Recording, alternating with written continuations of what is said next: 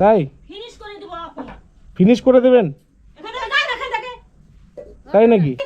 অন্যায় কিছু করেছি? অন্যায় করছেন। না আপনি বলুন আমি অন্যায় কিছু করেছি? নিশ্চয়ই অন্যায় করছেন। ইয়েটা আছে না মোটরসাইকেল ওখানে দাঁড় করে আছে না? হ্যাঁ। মোটরসাইকেল দিয়ে দেব আগুন পেট্রোল ঢালে। আচ্ছা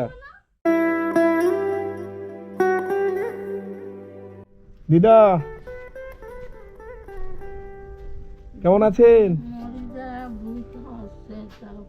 কেন শরীর খারাপ নাকি?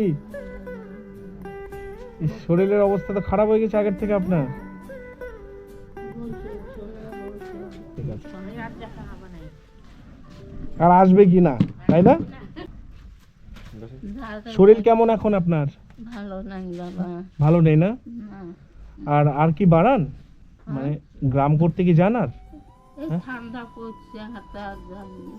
মানে ঠান্ডা পড়ার পর আর যাওয়া হয় না? আচ্ছা আচ্ছা তো ঠান্ডার মধ্যে তো শরীর আপনার আরো খারাপ হয়ে গেছে। আর আমি যে ওষুধগুলো দিয়ে গেছিলাম ওগুলো খেয়েছিলেন?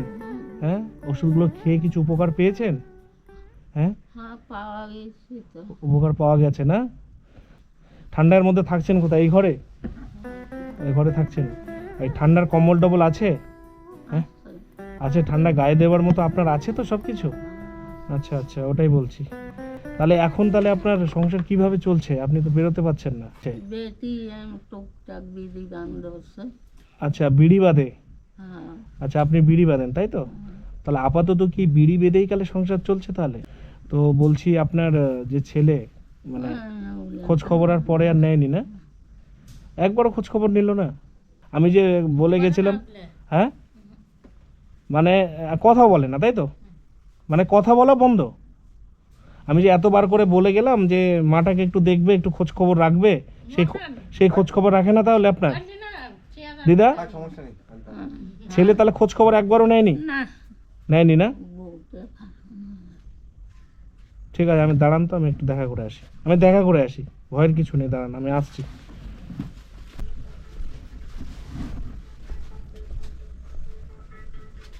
ও দাদা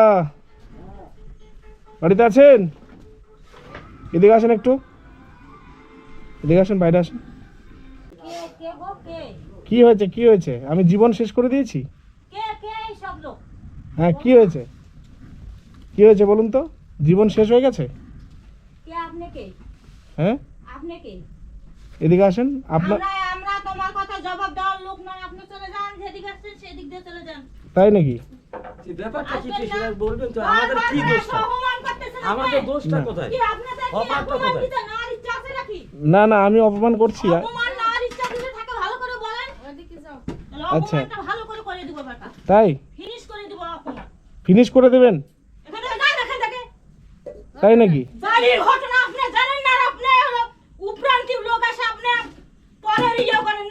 তাই আমি কিছু জানি না?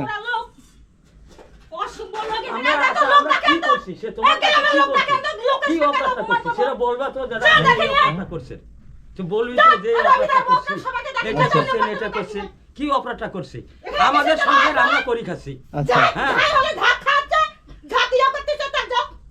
আচ্ছা আচ্ছা আমরা যেভাবে হোক ভিক্ষা হোক মাঙ্গি হোক যেভাবে হোক আচ্ছা আচ্ছা আমি সংসারটা চালাচ্ছেন? চালাচ্ছি। আমাদের একটা চোখ খারাপ হয়ে গেছে তাহলে আমি কি করবো? আচ্ছা উনি রেগে যাচ্ছেন আমার উপর কেন? আমি আমার জীবন কয়লা করে দিছে। দ্বিতীয় কথা হলো আমার হলো কথা আমার ভিতরের মনের কথা কেউ জানবে না। আচ্ছা সব লোক এখানে যদি আসে না। আচ্ছা আচ্ছা আচ্ছা ঠিক আছে ঠিক পরে ঝাঁটা ধরবো ঝাঁটা ধরে বিয়ে করে দিব পরে। তাই নাকি? আরে তুমি চুপ করো তো তুমি থামো না। না আপনি আপনি যে এত বড় কথাগুলো যে বলছেন আমি আপনার অন্যায় কিছু করেছি? না আপনি বলুন আমি অন্যায় কিছু করেছি? আচ্ছা ঠিক আছে আপনি অত রাগ দেখাবেন না। আমি আপনার সঙ্গে কথা বলবো না ঠিক আছে? আচ্ছা আমি কি বলেছিলাম? আমি আপনার উপর কোনো কি দোষ চাপিয়ে দিয়ে গেছিলাম?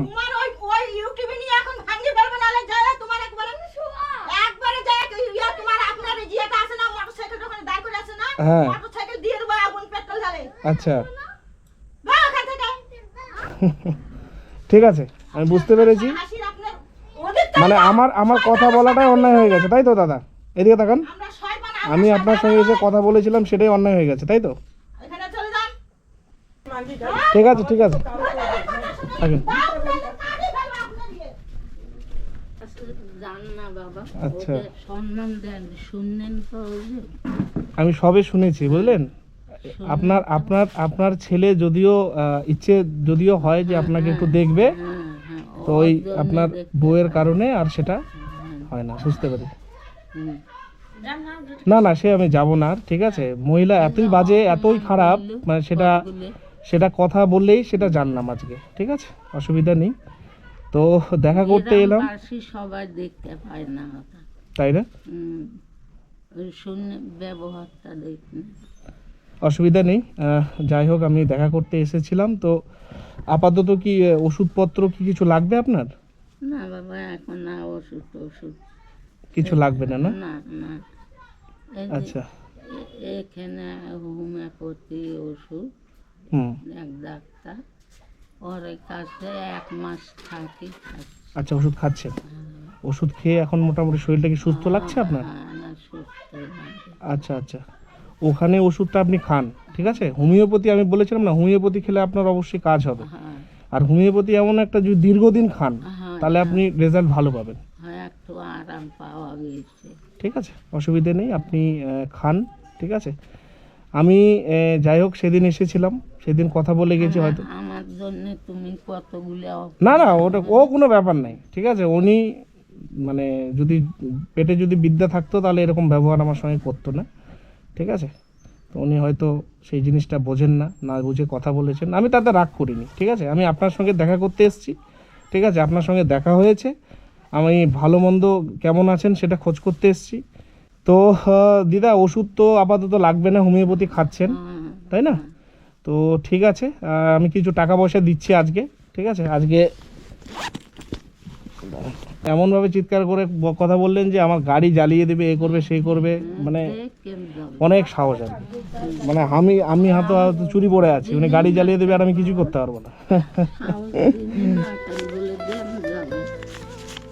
এটা রাখুন, প্রয়োজনে আপনি এটা খরচা করবেন, ঠিক আছে?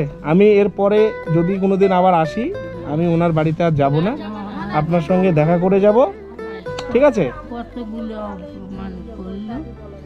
যাই হোক, ওটা কোনো ব্যাপার নয়, ঠিক আছে? এটা প্রয়োজনে একটু ফল টল একটু কিনে খাবেন, ঠিক আছে? আর ওই ছেলের কথা ভুলে যান, না, ওটা আমি ভুলে গেছি। একদম ভুলে যান, ঠিক আছে?